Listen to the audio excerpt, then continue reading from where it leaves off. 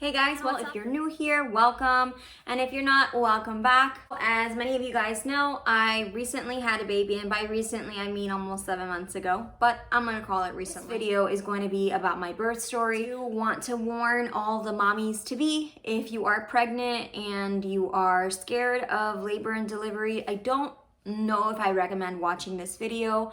If you want to be informed about what to expect, certainly, but just kind of go into it with that, forewarning that it may or may not scare you about the process. It's going to be in two parts. I'm going to discuss labor and delivery in the first part, postpartum recovery in the second part. Both videos have very good information about my experience, and I recommend watching them both. If you feel like you'd be offended by this, or you're kind of sensitive to these type of things, I definitely recommend you check out my other videos. I have plenty of videos about food and about other things, so definitely feel free to click out. But today is going to be about labor and delivery. And find out about that, then just make sure to keep watching and we'll get into it.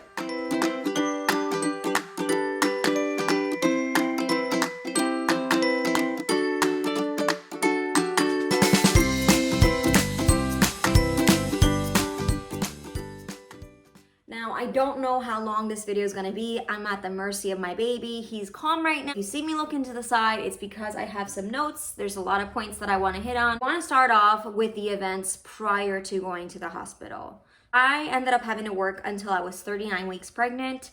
I took a job not knowing that I was pregnant, and because of that reason, I didn't qualify for FMLA. So I ended up having to save all of my vacation time until the very last minute. My due date was actually the second week of June, and I ended up deciding if my baby didn't come on time that I was gonna go ahead and just be induced on my due date. Spoiler, he did not make it on my due date. So on my due date, we did go to the hospital. My induction was scheduled to be at 6 p.m. So the day of, I tried to relax, take a nap. I prepared my hospital bag, just kind of like the last minute details. I wrote out my hospital plan, and in my hospital plan I mentioned that I didn't want to use medication if at all possible, so I was trying to go without the epidural, and that I wanted to do everything possible to avoid a C-section. Yeah, it was like a normal day, I had always had round ligament pain in pregnancy, so I was always in pain. But anyway, like 5 o'clock, I finally told my sister and my mom, hey, I'm getting ready to go to the hospital. If you guys want to start praying, make sure to check in with my husband. He'll be the one that's kind of giving those updates. Anyway, we got there, we got registered, and they had my husband kind of sit in the back. He was away from me. When I got into the hospital room, I remember hearing the nurses saying that there was 4 women that were scheduled to be induced that day, and they were going to be slammed. And I was like, that's probably not good for me. But hey, it is what it is. I was already scheduled. My husband was finally able to come in, I guess around 7 or so. And I remember the midwife coming in to see me and then kind of discussing the birth plan a little bit briefly. And at like around 7-ish, she went ahead and checked me and told me, oh wow, you're 2 centimeters dilated. And I was like, what? Like, what? So in my head, I'm like, yo, I got this in the bag. This is gonna be easy. But I was wrong, definitely wrong. It was not easy. Prior to us starting the whole induction process, the midwife kind of told me what to expect, told me about, different things that they would be doing to get labor going, all that. We were gonna do some Pitocin first. So about 8 o'clock, I ended up getting Pitocin, and pretty much like shortly after, they put in a Foley ball. Now, for those of you that don't know, a Foley ball is basically like, I think of it as like an 8-ball because it's 2 balls kind of stuck together. The one end of the Foley ball goes inside of your vagina and the other end is on the outside. And what this does is it forces your cervix to dilate, basically. The nurse let me know, hey, we're going to check it every few hours. We're going to tug it just to see how far along you are. It should take about 10 or so hours, so we're just going to check it every couple hours. And with the Foley ball in there, I must say, it is quite painful because not only do you have that thing kind of stretching you out, but you also are just experiencing contractions, and they were pretty rough. After that, they were like, okay, well, we're gonna get a peanut for you. It's basically like an exercise ball in the shape of a peanut that they put in between your legs while you're in labor as well to kind of help stretch you out and all that stuff. So I was going along pretty well, actually, progressing through labor quite well. Around 10 o'clock, I asked the nurse, hey, are you guys gonna go ahead and check me? Nobody's checked the Foley ball yet. And she goes, okay, yeah, sure, I'll go ahead and check. You know, in my head, I'm thinking she's gonna tug it a little bit gently, you know, kind of just to see how things are going. And next thing I know, I just feel her yank it out of me. And I'm like, oh my living God, like what in the world? I was just not ready. Around, you know, I don't know, 11 or so, the midwives ended up switching shifts, and a new midwife came in and said, hey, mama, we are going to break your water. And I was like, what? Like, you know, just like really shocked at how fast things were going. My wife is in there doing her thing, and as soon as my water breaks, I don't know, it was like a gush, like living waters falling upon me, and I just was like not prepared. I remember yelling like, oh, like just, it was just such a weird sensation because I was expecting like a couple of drops, but it literally felt like somebody grabbed this water bottle and gushed it on, and it fell out of me, and then put another water bottle and gushed some more out of me. And the nurse that was with me during the night, she was really awesome. I told her, hey, like I really don't want to do epidural unless it's absolutely necessary. I want it to be an option in case, but I want to try to see if I can do it. And she's like, hey, no problem, mama. I think you're doing really well right now. You're in moderate contractions. We're getting a little bit heavy as the night went on, and I was just starting to get really exhausted and feeling a lot of pain. Mind you, like I said, I didn't yell or anything, but you know, it was taking a toll because they were just coming and coming and coming and coming and coming. Most women, when they are having contractions, have one at a time with like 2 minutes in between. I was having 4 contractions with basically no time in between, it felt like. And so the nurse was actually like, actually, mom, when you start getting normal contractions, you're gonna feel some relief. And in my head, I was like, relief from normal contractions? What? Like that just like blew my mind. I was like, so I'm basically 4 times as worse as the normal mom, and I'm doing this without medication. So inside of me, I was like, you know, there's gonna come a time where I'm not gonna be able to get this epidural. I know I can do it at this point, but I don't want to. I want to just rest because when it comes time to push, I'm not going to be able to handle it. I ended up telling the nurse like around 5 or 6 in the morning, like, hey, can you please get me epidural?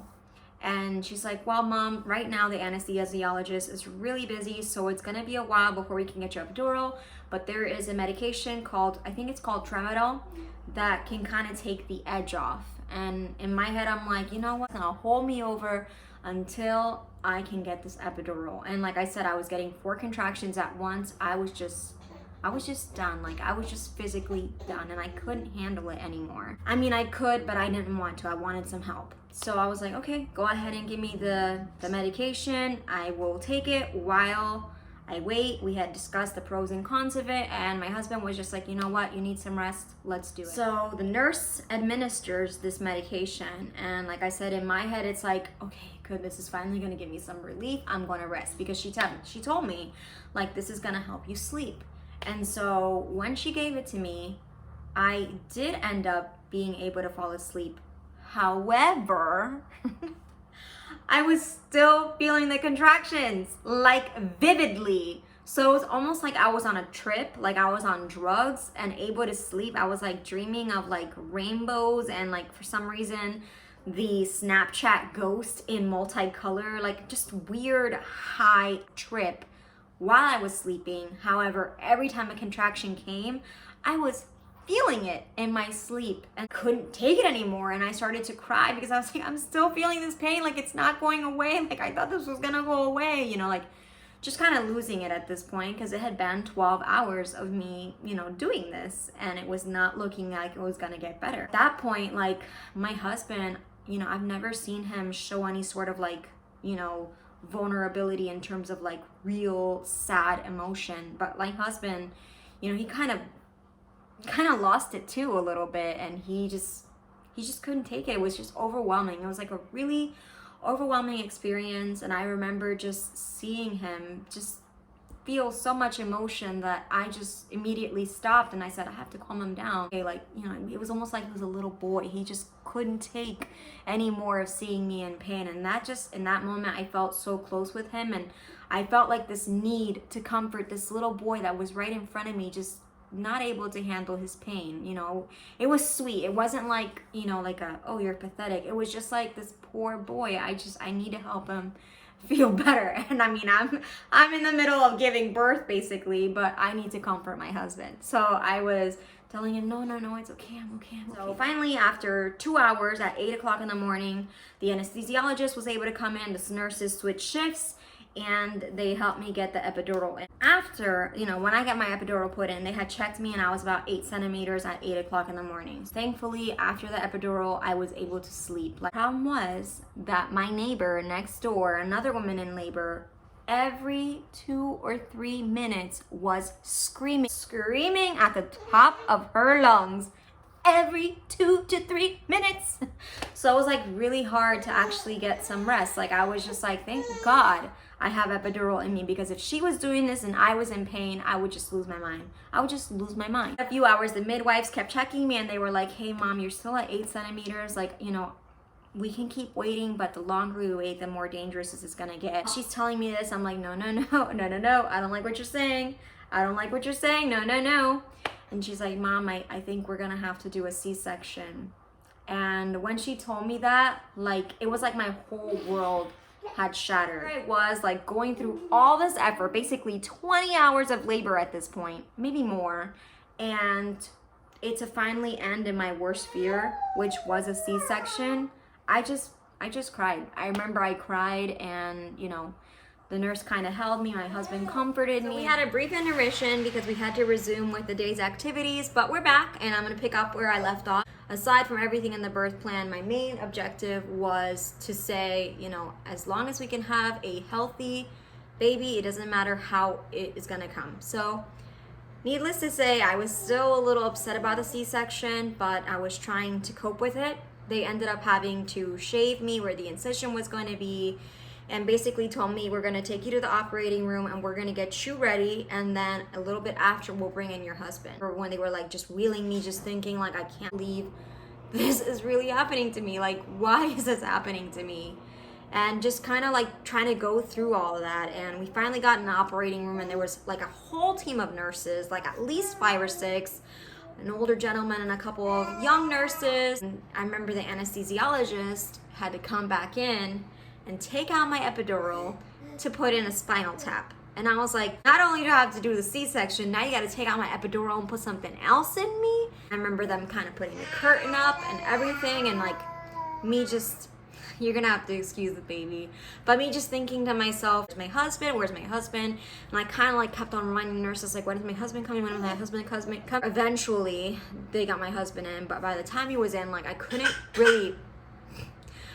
really breathe because I had been crying and I had like a tube in my nose, like just couldn't breathe. I felt like I couldn't breathe, and I guess that spinal tap was so strong that I couldn't even feel my arms. I just remember being laid out on the table like this and just like almost surrendering, like, I can't believe this, but I just have to let it be. Thinking to myself, here they are slicing me open so that they can take my baby out. Like, I can't believe this. And then all of a sudden, like, I guess when it's time for baby and they reached what they, bless you honey, what they needed to reach, they, things kind of got chaotic. Midwife was basically like body slamming me, like, from basically my chest, I guess right about here.